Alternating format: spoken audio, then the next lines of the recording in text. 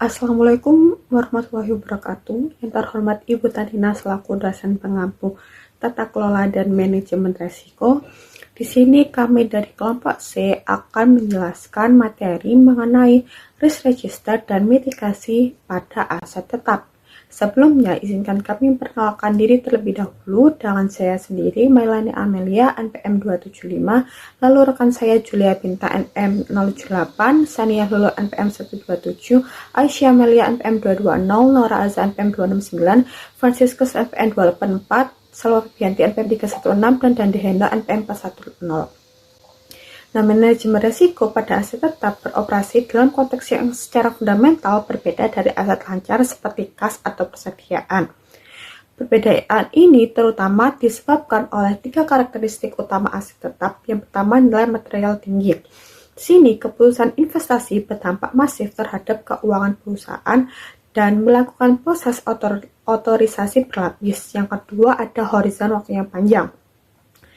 Contohnya, pabrik yang dibangun hari ini itu dapat mempengaruhi kinerja perusahaan selama 20-30 tahun ke depan.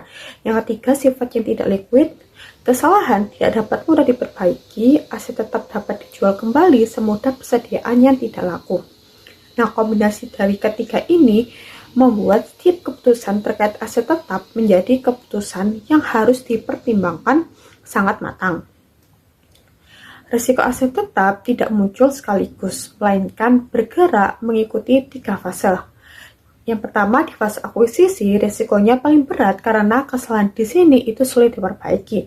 Yang kedua, fase penggunaan dan pencatatan, tantangannya beralih ke operasional dan keakuratan laporan keuangan. Yang terakhir, di fase penghapusan, di sini perusahaan harus memastikan aset dilepas sesuai prosedur dan nilainya dicatat dengan benar. Nah, dari ketiga fase tadi, fase akuisisi adalah yang paling kritis. Ada 4 resiko utama yang perlu kita waspadai. Yang pertama, resiko estimasi. Proyeksi keuntungan sering dibuat terlalu optimis sehingga proyek sebetulnya tidak menguntungkan tetapi tetap disetujui. Yang kedua, resiko alokasi modal. Perusahaan bisa salah memilih proyek karena proses evaluasinya tidak ketat atau terpengaruh kepentingan internal. Yang ketiga, ada resiko teknologi. Aset yang dibeli hari ini bisa ketinggalan zaman lebih cepat dari perkiraan. Dan yang keempat, ada resiko penyelesaian. Nah, proyek yang dibangun sendiri sering mengalami pembengkakan biaya dan keterlambatan. Keempat resiko ini saling berkaitan dan harus diantisipasi sejak proses perencanaan.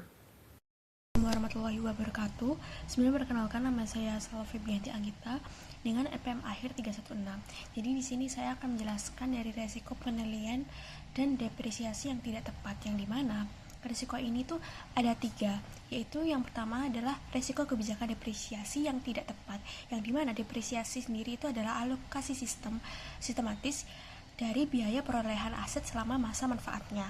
Lalu risiko yang kedua itu adalah risiko kegagalan untuk mengakui penurunan nilai atau impairment, yang dimana standar akuntansi atau PSAK 48 itu mengharuskan perusahaan itu untuk menguji aset tetap untuk penurunan nilai setiap kali ada indikasi bahwa nilai tercatat mungkin tidak dapat dipulihkan. Lalu risiko yang terakhir yaitu kesalahan dalam kapitalisasi biaya, yang dimana perusahaan itu harus membedakan antara mana sih yang namanya pengeluaran dan yang harus di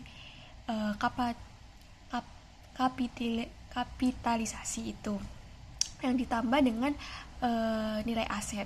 Nah, karena meningkatkan kapasitas itu atau memperpanjang masa manfaat dan pengeluaran yang harus dibebankan sebagai biaya pemeliharaan. Nah, baik, selanjutnya di sini adalah resiko kehilangan atau kerusakan fisik, yang dimana resiko kehilangan dan kerusakan fisik ini berasal dari berbagai sumber dan dapat menyebabkan suatu adanya gangguan operasional yang parah serta kerugian finansial yang besar. Nah, risiko utama dari ini adalah bencana alam seperti gempa bumi, banjir, badai, dan adanya kebakaran yang secara total bisa menghancurkan suatu pabrik, gedung, atau infrastruktur lainnya. Dan risiko itu sangat bergantung pada lokasi geografis aset dan menuntut adanya penilaian kerentanan serta perencanaan kontingensi yang matang.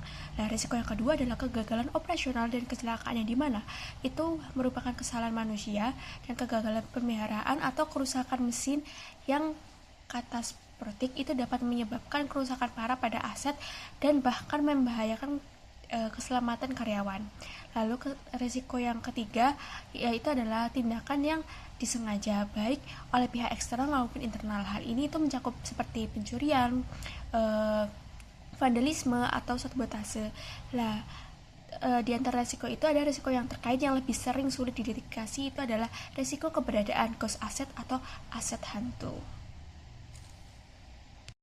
Ini adalah pengendalian penanganan risiko pada aset tetap yang dimana tahapan pengendalian utamanya yaitu yang pertama sebelum pembelian atau pre-acquisition, yang dimana otorisasi dan anggaran itu fokus pada prosedur otorisasi pembelian dan perencanaan anggaran modal atau capital budget ini yang ketat.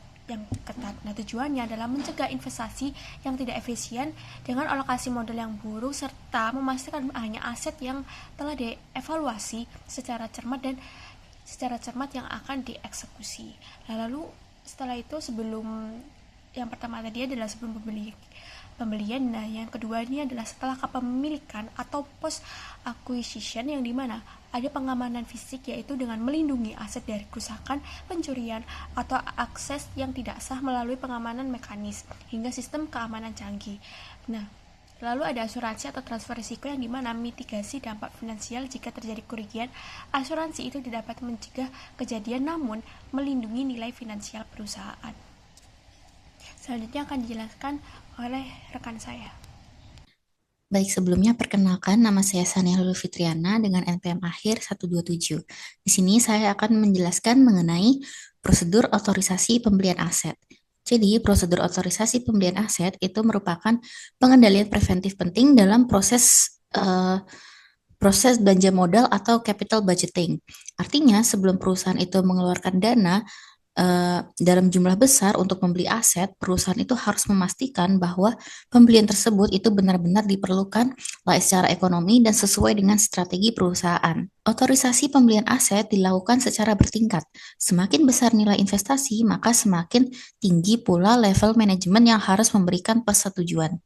Misalnya untuk pembelian kecil seperti peralatan pengganti di bawah 100 juta rupiah, persetujuan itu cukup diberikan oleh manajer pabrik. Untuk proyek yang nilainya lebih besar, misalnya hingga 1 miliar, persetujuan berada pada direktur operasi. Kemudian untuk proyek bernilai 1 miliar sampai 10 miliar, proposal harus ditinjau oleh komite investasi atau CFO. Sementara itu, proyek yang nilainya sangat besar, yaitu di atas 10 miliar, harus mendapat persetujuan dari Dewan Direksi. Hal ini menunjukkan bahwa perusahaan perlu memiliki batas kewenangan yang jelas. Tujuannya adalah agar keputusan pembelian aset tidak hanya bergantung pada satu pihak, tetapi disesuaikan dengan tingkat risiko dan nilai investasi yang dikeluarkan. Nah, selain otorisasi bertingkat, setiap investasi yang signifikan juga harus didukung oleh proposal formal atau studi kelayakan. Proposal ini itu berisi beberapa hal penting, yaitu ada justifikasi strategis, yaitu bagaimana aset atau proyek itu mendukung tujuan perusahaan. Lalu ada analisis teknis, yaitu termasuk spesifikasi aset dan alternatif yang dipertimbangkan. Lalu ada analisis finansial seperti proyeksi arus kas, NPV, IRR, payback period, dan analisis sensitivitas.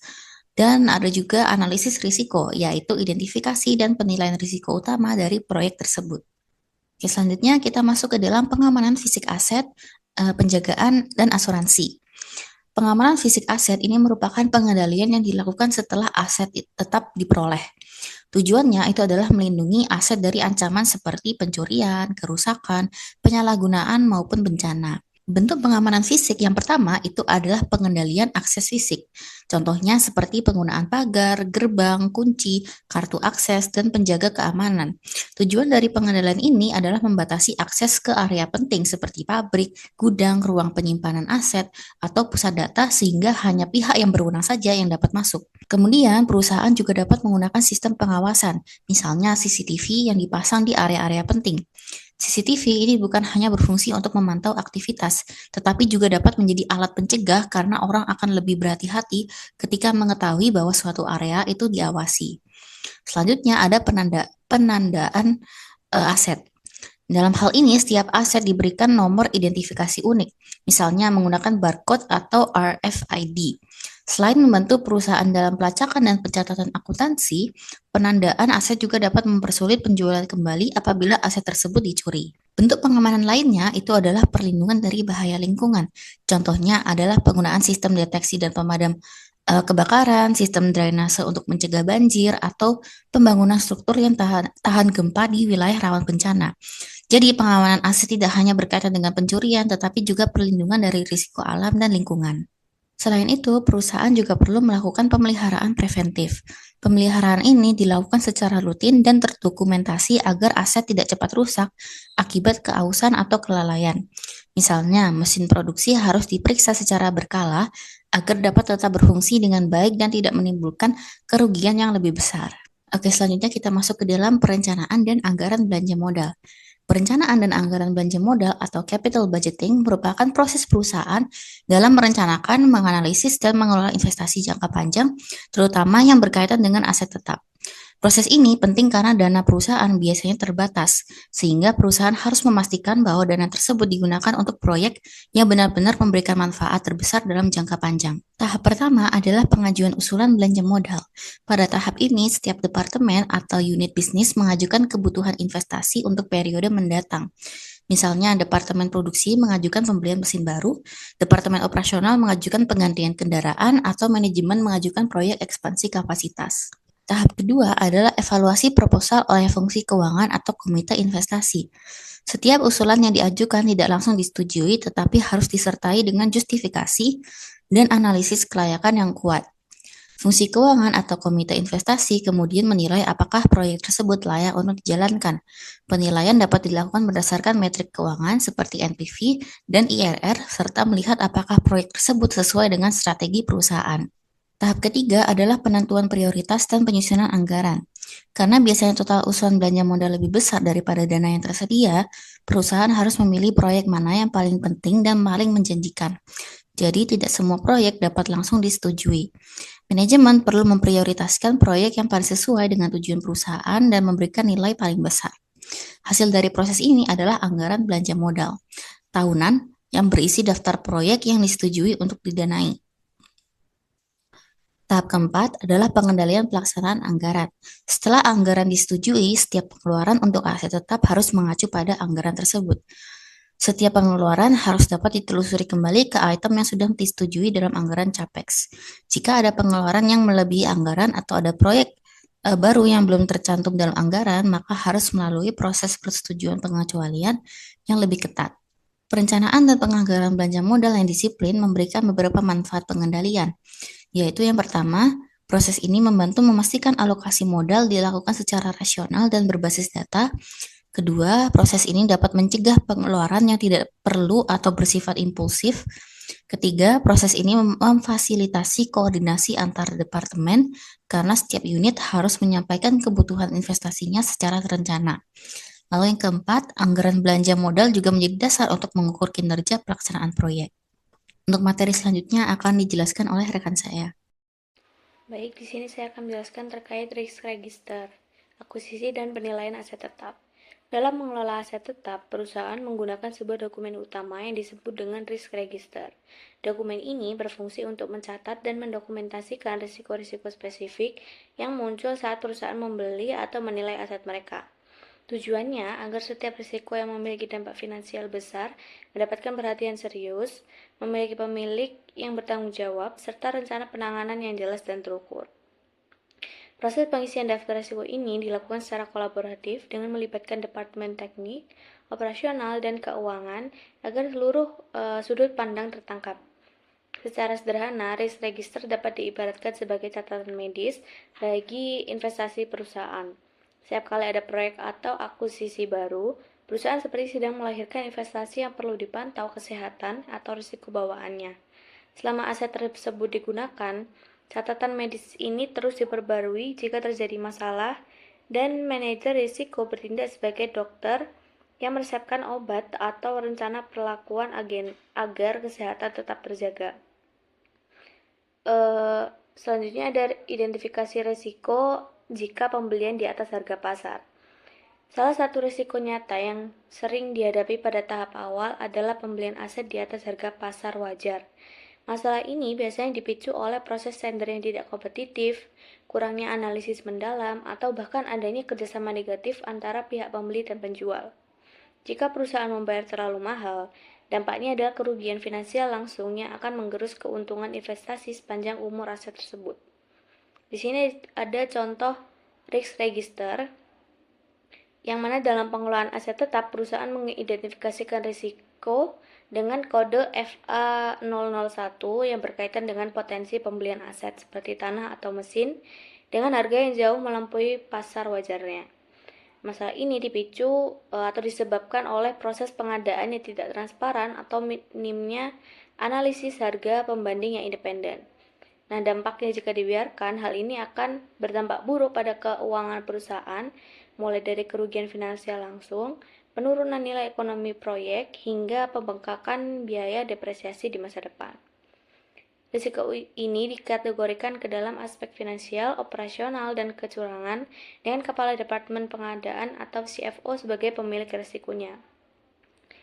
Penilaian dan rencana penanganannya, ada penilaian inherent atau risiko awal, yang mana tahap pengendalian yang kuat risiko ini tanpa pengendalian yang kuat, risiko ini berada pada tingkat tinggi dengan probabilitas kejadian yang mungkin dan dampak yang bersifat mayor. Lalu pengendalian sudah ada, saat ini perusahaan menerapkan proses tender formal untuk nilai pembelian tertentu serta sistem persetujuan bertingkat untuk anggaran belanja modal. Dan penilaian residualnya setelah mempertimbangkan pengendalian yang ada, jika risiko berhasil diturunkan menjadi sedang, di mana probabilitas kejadian berkurang menjadi jarang, meskipun dampaknya tetap mayor.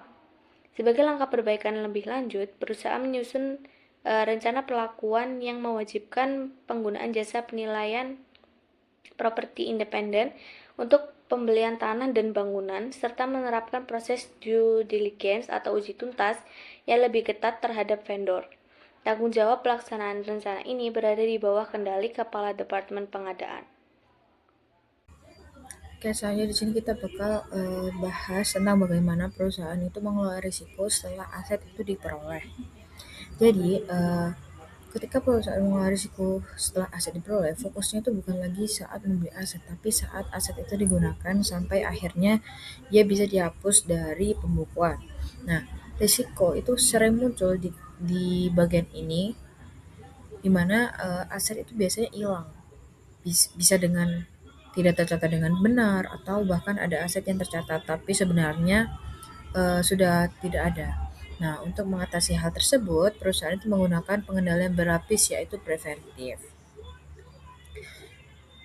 Kemudian detektif, di mana itu tahap untuk menemukan masalah dan juga korektif untuk memperbaikinya. Nah, dengan ketiga cara ini, itu data aset itu bisa tetap akurat dan juga bisa dapat dipercaya.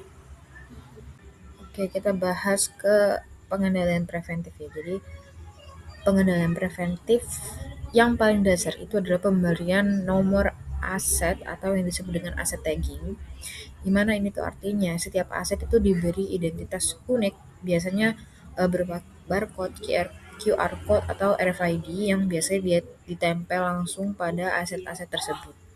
Nah, ini tuh bertujuan untuk agar aset-aset itu bisa dikenali secara langsung dan terhubung dengan data yang ada di sistem.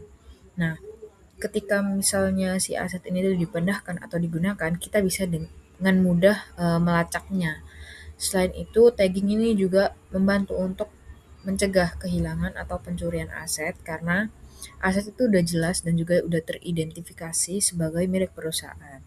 Nah, dengan adanya sistem ini, kesalahan pencatatan itu juga bisa diminimalkan karena setiap aset itu punya identitas yang jelas dan juga tidak tertukar.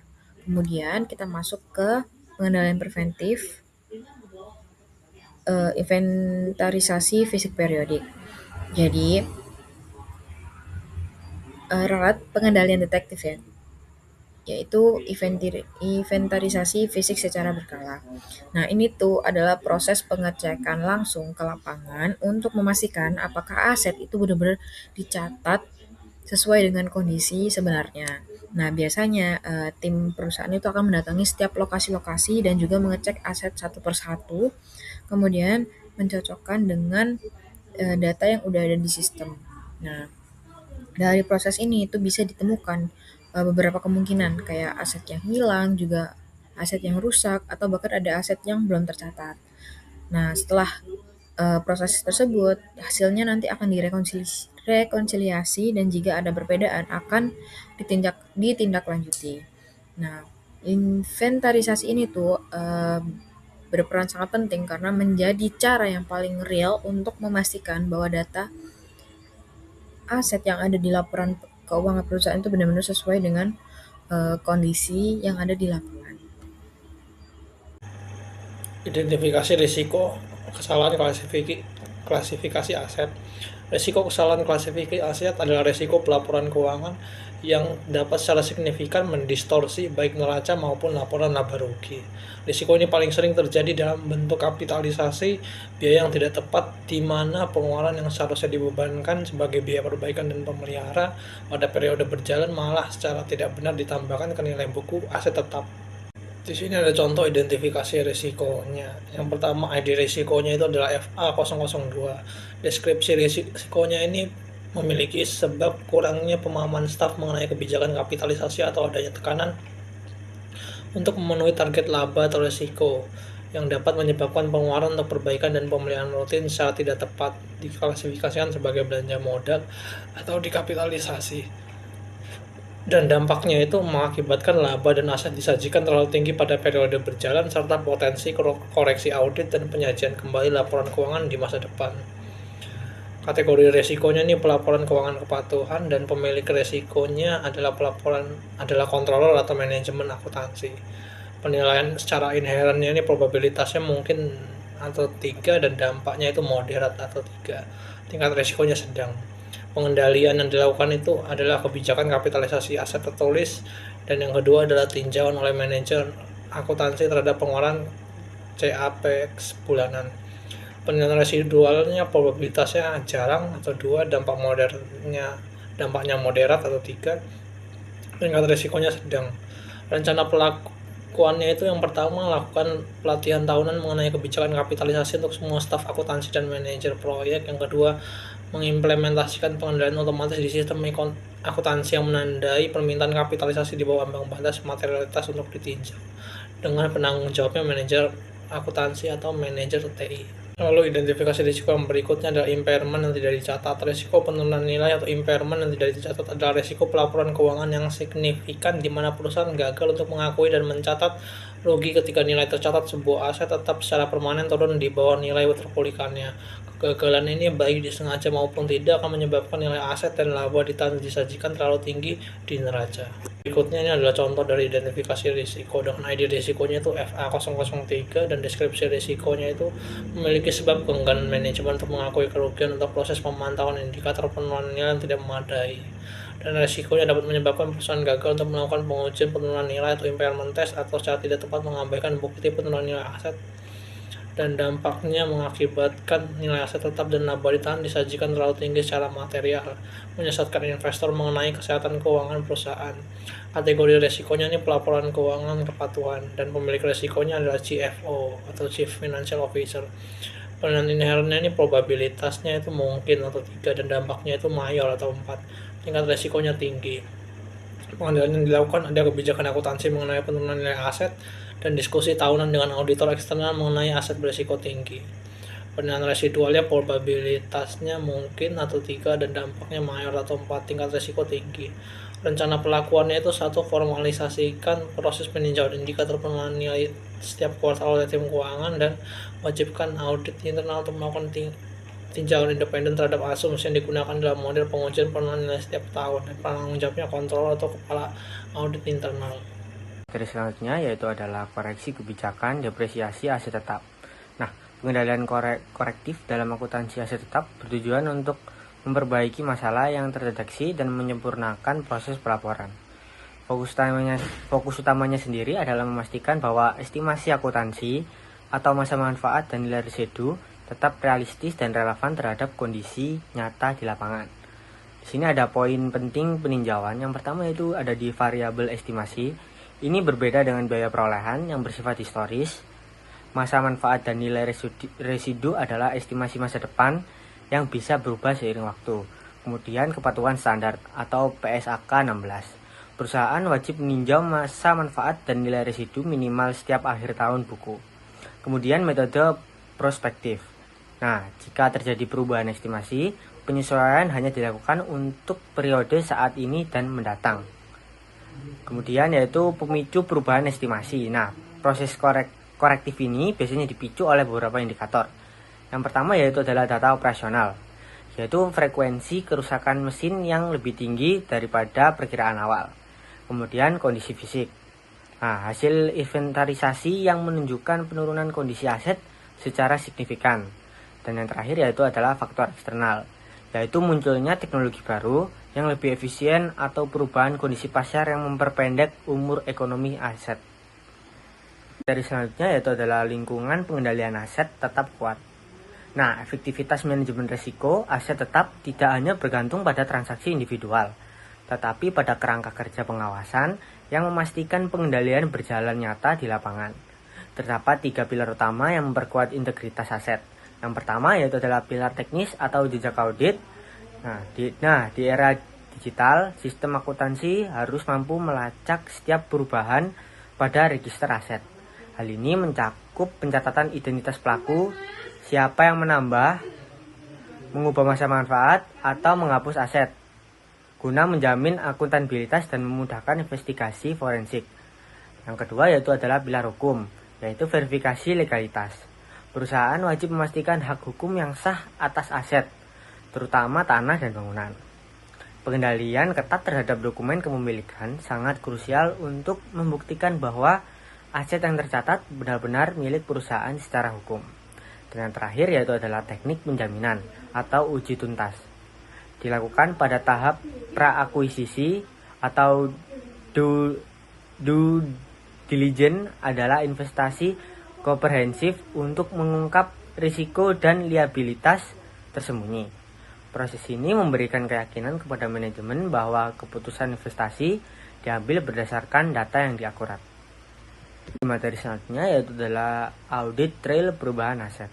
Nah, audit trail sendiri adalah catatan kronologis otomatis yang merekam seluruh aktivitas dalam sistem manajemen aset. Fitur ini berfungsi sebagai pengendalian preventif atau pencegahan dan detektif atau pelacakan yang sangat kuat karena mencatat setiap penambahan, penghapusan atau modifikasi data aset secara real time. Di sini ada 4 kunci dalam audit trail.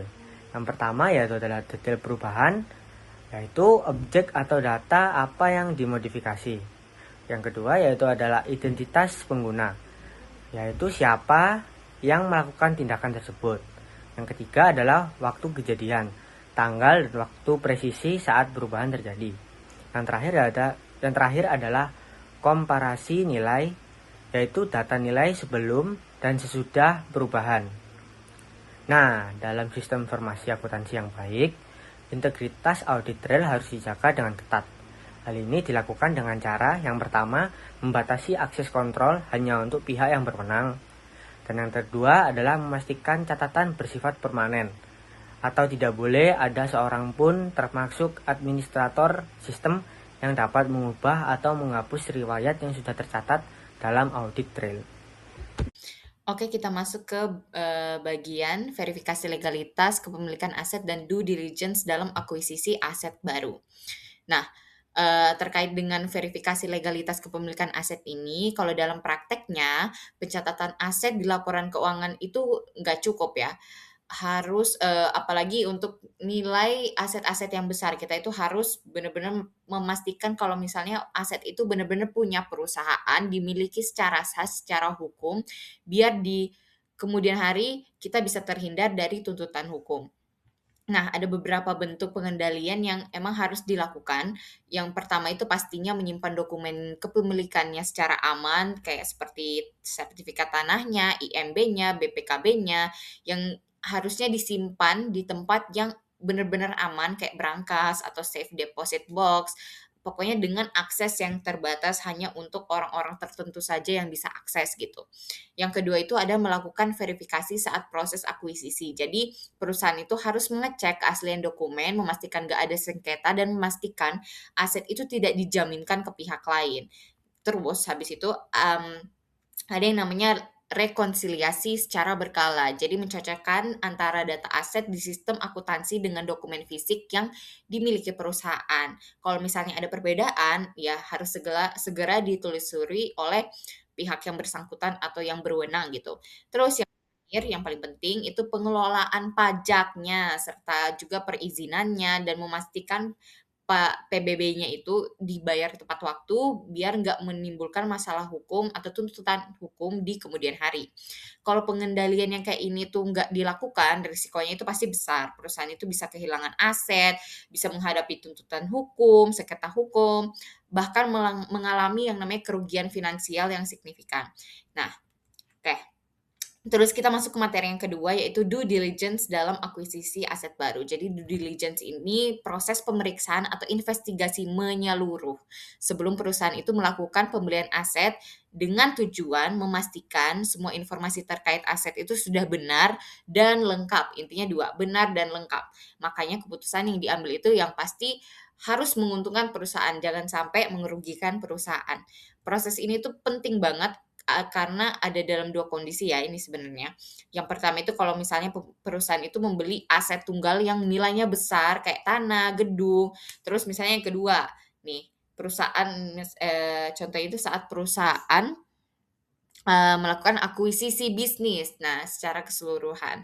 Terus dalam pelaksanaannya sendiri, due diligence ini mencakup beberapa aspek.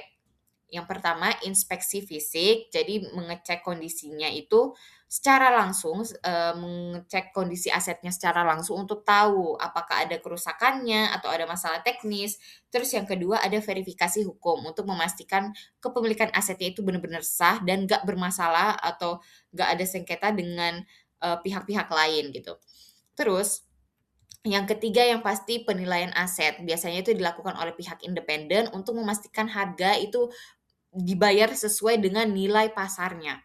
Terus selanjutnya itu pastinya analisis operasional.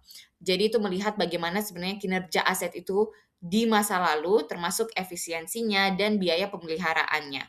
Dan yang terakhir ada analisis kepatuhan, memastikan aset tersebut itu memenuhi peraturan yang berlaku kayak standar lingkungan, keselamatan kerjanya, seperti itu.